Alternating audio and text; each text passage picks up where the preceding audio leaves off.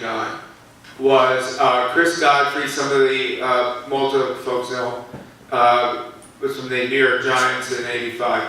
He asked me, as he came over, we worked out the outline of what is now Lourdes in a day. And the first time we did it was at the University of Notre Dame, and it was amazing. And they've continued it out there in Indiana, and with the help of Mark, we started this here in Connecticut 4 years ago. But the reason why I wanted to emphasize that was part of the history of this great devotion of Lourdes. In 1858, when Bernadette had the apparition, in less than 20 years, the first grotto was built in the United States at Notre Dame. And for those of you who have been there or have seen it, and I've had at least 3 Notre Dame graduates swear in a stack of Bibles that it is an exact reproduction of the one in Lourdes. I didn't have the heart to tell them, no, it's not even close. It's field stones piled on top of each other. You got a statue of Bernadette, which she herself said, don't put one there. And I'm looking at this thing, and I'm thinking to myself, what do you mean it's an exact reproduction? Oh, it is. Oh, not physically, even though the physical in there, blends after a while, but what it was. And so there, where this began, what we do, it's imagine, this started at the place where the grottos that we see all over have now been built. I have a massive one, as I said in the homily, right as you come into my place. One of the nurses at my place mentioned that, as far as she can recall, every single church in her native Philippines has a Lourdes grotto. And what is this exact reproduction? Well, it's obviously, again, not a matter of stones or anything physical, but it is a reproduction of the graces that have occurred there. That they are, look, it's a cave with a little hole in the top, and that's what Mary did. And what is it? It's part of this activity. We were discussing the other day, and even this morning, about our faith. And I hear this from grandparents, I hear it from parents, is that what happens, when the grandkids stop going to church? Well, by the time you get down to another generation, the faith has, and everyone says, well, did the faith die? No, it didn't die. It's just not being lived. And it's a living faith. And if it's not living, it's not there. Well, that occurs also, not just on the big level, but on the individual one as well. That faith is something that moves with us through life. And it's not that we adapt it to our lives. It's not like something we make up. But different nuances of our faith, I think, speak to us at various stages of life. And so, if you are someone who, is in need, physical, spiritual, psychological, emotional, whatever, and you classify as a malign, well, that means your understanding of the faith and the practice of it is going to change with that physical condition. If you're coming back from a massive round of chemo, I don't think you're going to make it to Sunday Mass.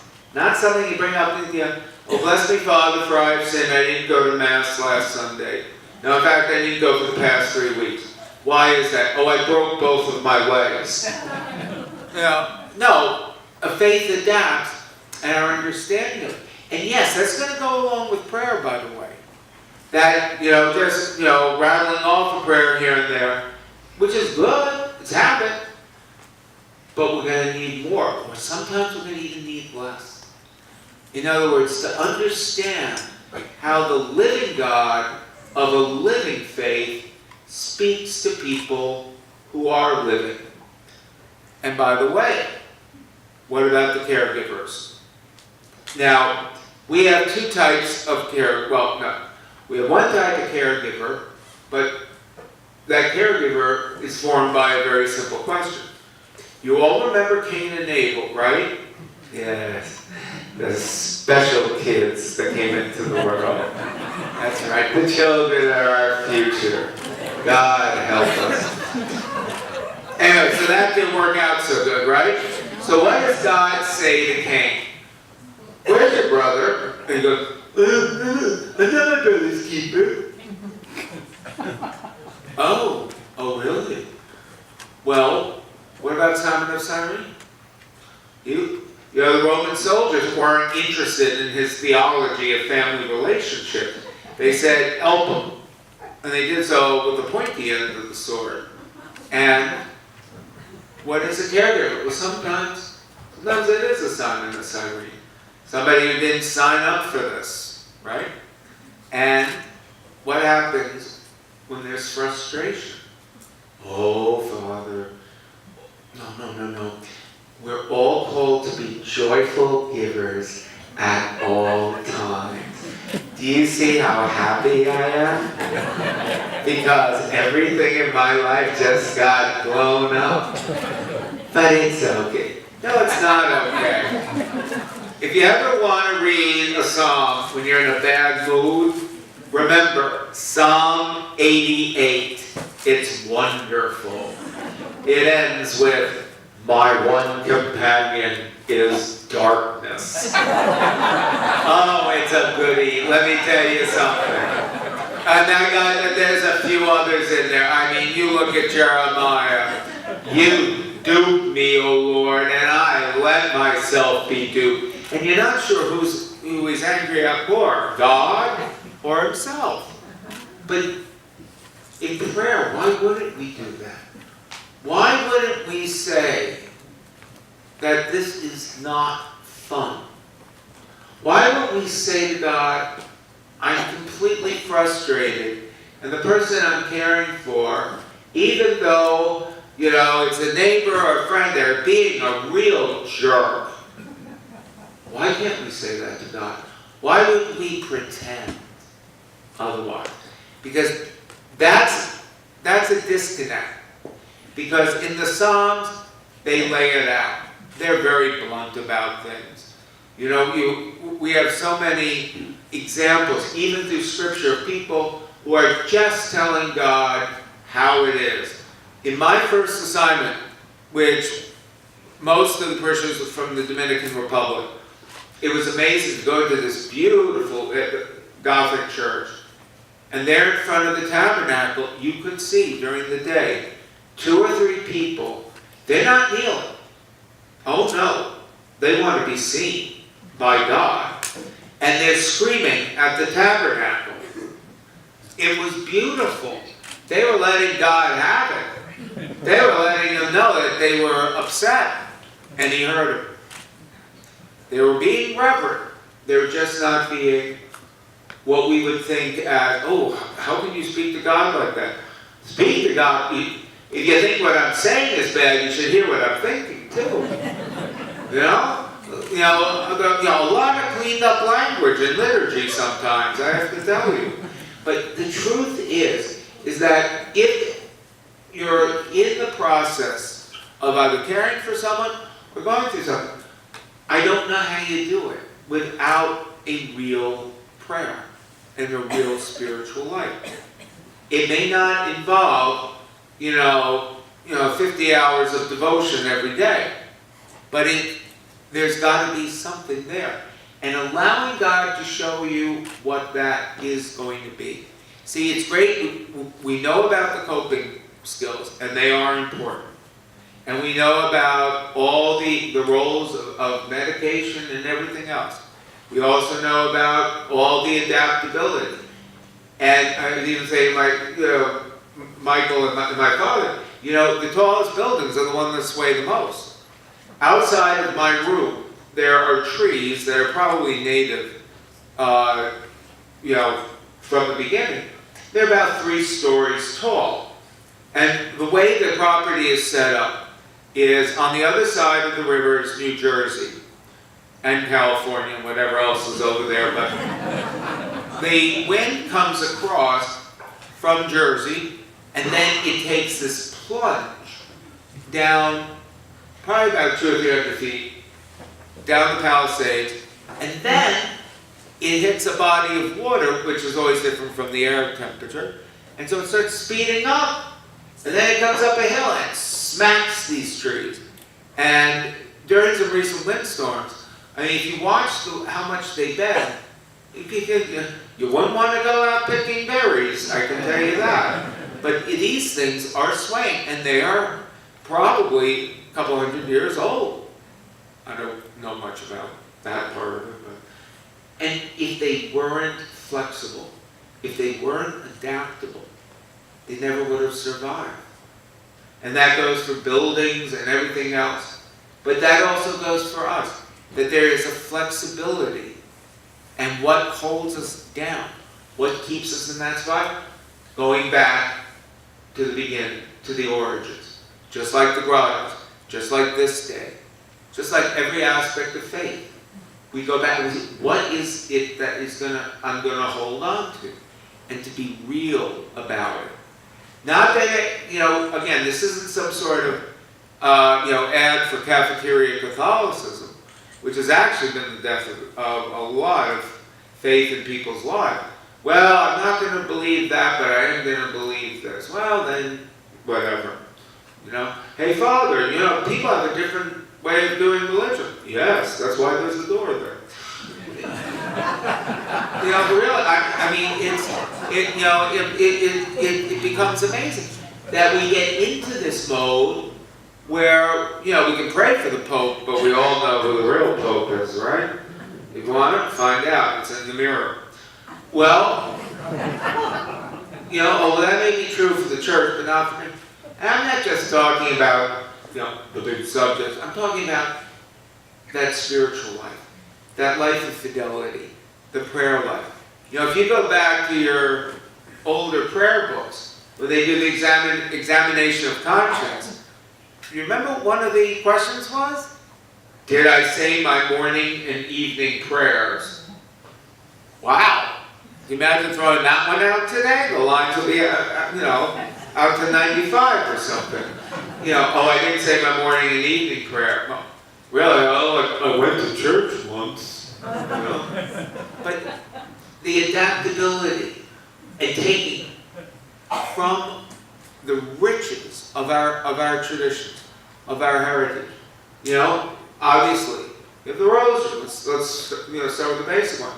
For some people, the rosary is they can't get through the day without it. For others, it's not they oppose it. It's never spoken to. Fine, march on. But the idea is, what is it that God is equipping you with for what you have to do, what you have to endure, where you have to go? And I think that that's one of the great graces, that when you're in this, is that yes, you go to the doctors. Yes, you go for the tests. Yes, you take all those medicines. But what is it that we take for us, not for just any illness or condition? What is it that we formulate, even as a discipline? I mean, a caregiver, half the time, hey, Jimmy, take your pills. Right, good. Really? Throw in a prayer while you're doing it. Ooh. Oh, Jimmy? No, you. In other words, these actions, and I don't mean a 10-hour prayer. Remember the old aspiration prayers, the one-liners? My Lord and my God, my Jesus, mercy, all those type of things? They were wonderful because they're like little javelins, the church fathers used to say, into heaven. In other words, almost salting or seasoning what we have to do, especially the unpleasant stuff, with prayer. And it's part of it. It's part of the journey of faith. In other words, to say that, I'm going to pray for healing or the healing of someone else, but I'm only going to do it when I'm in church or something like this. No, how about during the actual care? How about during the actual experience of prayer? Anyone here ever been in an MRI? How many rosaries you can get done? And I'm not just talking, let me tell you, at the Kennedy Project with the rosaries here, let me tell you something, I didn't need any beads. No, you got 10 fingers, you can count to 10? Good. Because, why not use that time? That's what's different. Now, in general, and there's good reason for saying that, in general, I like waiting rooms. In general, I've had a few in one recent experience where that was not the case, but I loved it. I can get stuff done. I can pray. And as a priest, we pray the Divine Office. I have this on the iPad.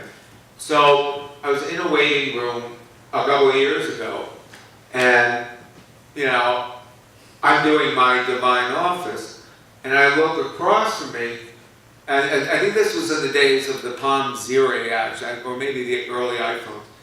And I'm looking across from me, and there's a man with his wife. He's Jewish with a yarmulke. And all of a sudden, I start seeing him. It's clear what he's doing, and we both looked at each other and smiled. We're both obviously praying. God knows we're going to pray the same songs at the same time. In other words, it's great to complain about it, right? But why not use it? In other words, yes, let's say it's a bad day. That's right, we all have them. Well, why not offer it up? Remember Grandma saying that? Offer it up? Yeah, good idea. Because that means it's not wasted. Offered for someone else. Accepted on behalf of someone else. That's intercession. And you want to know about a procession of prayer, go into a hospital, go into a clinic. Or take whatever it is that you have to do. And it's not always pleasant, no question. But the idea is that we are on that journey. Blood, caregiver, and those can be interchangeable. Oftentimes in life they are. What are we doing with it? It's so easy to focus on how we would desire things to be otherwise. I made that reference at the beginning of the homily about not being able to get up to the Archbishop's throne. I forgot to tell you, I did say something else to the good Cardinal when I was moving to my new place. And he said to me, "Hey, Bob, you're going to love it at Eton." I said, "I'm sure I will, Eminence, but how exactly is this going to help my ecclesiastical career?" And he laughed as much as I did. But it's so, we get into the mode of saying, if this isn't going to help me as the way I see it, I don't need it. It is not of the greater value. You see this when people are going through school. I'm only going to take courses that I need. Well, what about the ones that you think you don't? The ones that round you out, the one that shows you another side of life. Well, what happens when we're in a condition or dealing with someone in a condition and we say, well, I don't need this right now. I need to determine everything. I need to be the captain of my fate and the master of my destiny. No, you're not. Father, you can't be negative. You have to really tell people that, if they put their mind to it, they can do anything. Anyone want to go flying? Out a window? Do you put your mind to it? Because the only person I know that can put their mind to anything they want and it will happen is, God. And I'm not God. I remember when I announced to the parish that I had MS. Very good, and again, coming from a good place, and the person said to me, "Father, I am going to pray, and I know you will run a marathon." I said, "Oh, thank you." Except, you know, I did run one before.